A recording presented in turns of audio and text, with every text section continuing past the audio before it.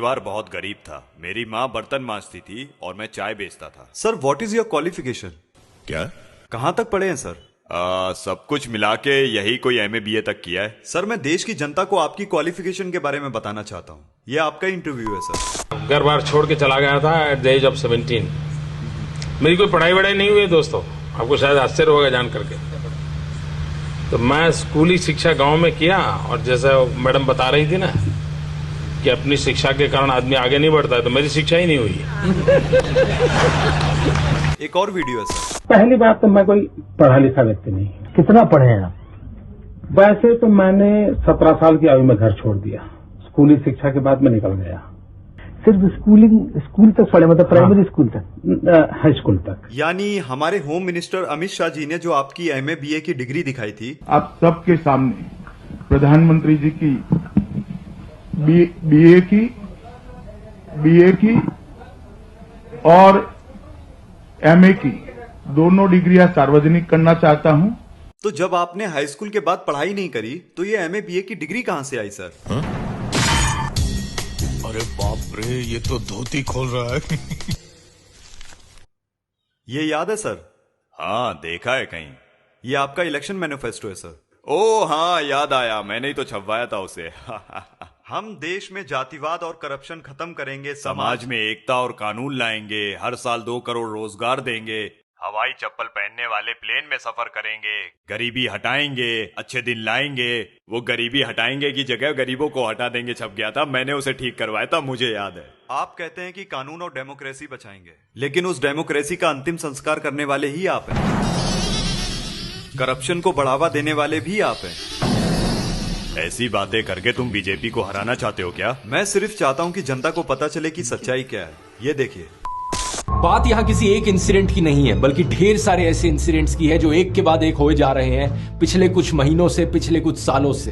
वो सारे इंसिडेंट्स जो सिर्फ एक चीज की ओर इशारा करते हैं कि हमारा देश वन नेशन वन पार्टी की ओर आगे बढ़ रहा है। मीडिया से ऑपोजिशन की आवाज को पूरी तरीके से खत्म कर देना, एमएलएस की हॉर्स ट्रेडिंग, इलेक्टेड सरकारों से पावर छीन लेना नए कानून बनाकर, इन्वेस्टिगेटिव एजेंसीज का वेपनाइजेशन, ईडी सीबीआई का प्रेशर बनाकर ऑपोजिशन पॉलिटिशियंस को जेल भेज देना, स्टेट गवर्नमेंट्स की वर्किंग में इंटरफेयर करना गवर्नर्स का इस्तेमाल करके, स्टेट गवर्नमेंट से फंड्स को ही विदहोल्ड कर लेना, जनता से प्रोटेस्ट करने का अधिकार ही छीन लेना, और अगर कोई प्रोटेस्ट करे तो उनका टीयर गैस और रबर बुलेट से स्वागत करना, इलेक्टोरल बॉन्ड्स का इस्तेमाल करना अपनी सारी फंडिंग छुपाने के लिए, और अगर कोई ऑपोजिशन का कैंडिडेट इलेक्शन जीत भी जाए तो सीधा सीधा इलेक्शन फ्रॉड करके खुद को जिता लेना।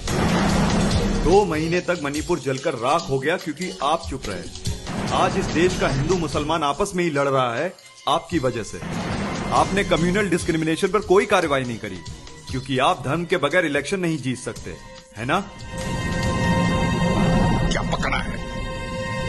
इस वीडियो में बीजेपी का नाम खराब करके वीडियो वायरल करने के लिए बेबुनियादी बातें कर रहे हो तुम। नो सर, आम जनता खुद परेशान है आपसे।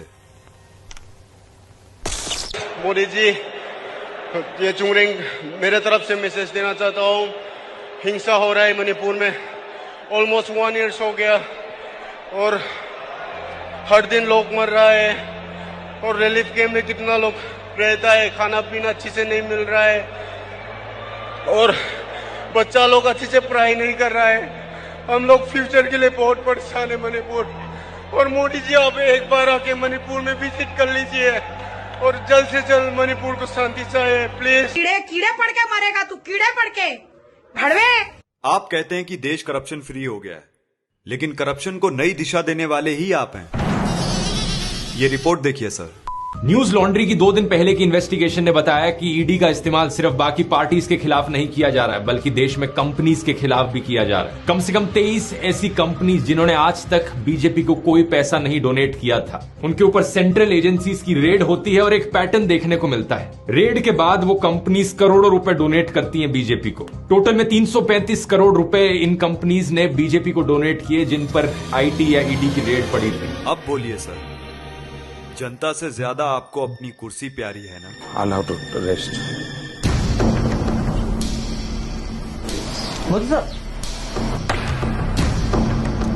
बोलिए सर। बोलना बुढ़े, बोलती क्यों बंद हो गई? कैमरा बंद कर। ईडी की रेड करवा दूंगा।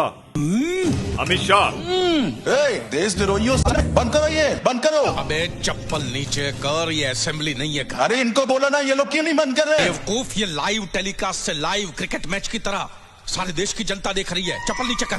माइक पकड़कर जनता के सामने तुम मुझसे कुछ भी सवाल पूछोगे और मैं तुम्हें उसका जवाब दूंगा। क्यों? जवाब देना आपकी ड्यूटी है सर, इसलिए देश की जनता ने आपको चुना है। मोदी जी, बहुत हो गया इंटरव्यू, देश की सेवा करने चले। अच्छा तो इंटरव्यू खत्म ना। जय श्री राम।